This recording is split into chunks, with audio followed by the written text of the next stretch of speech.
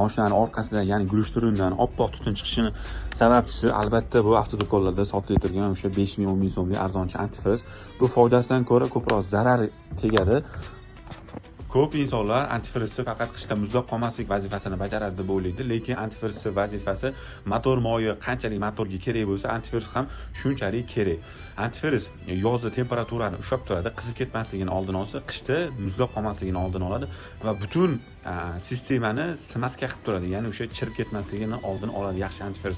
Agar siz mana shunaqa arzonchi antifrizdan foydalansangiz, ili suv quyib yursangiz, o'sha motor sistema, ya'ni trayniklar, pompalar, oldi qismida joylashgan katta radiator, pechka, ya'ni salon pechkasi chirishni boshlaydi. Chirishni boshlagandan keyin siz yangi antifriz quygan paytingizda hamma joyidan antifriz oqizib oladi.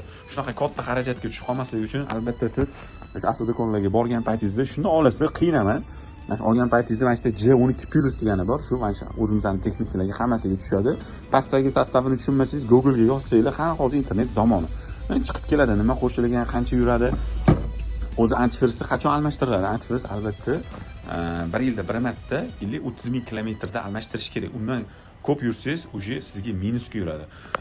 Bo'ldi, qanaqadir ustiga, qanaqadir og'aynini gapiga kirib, mana shunaqa arzonchi antifrizdan voz kechinglar.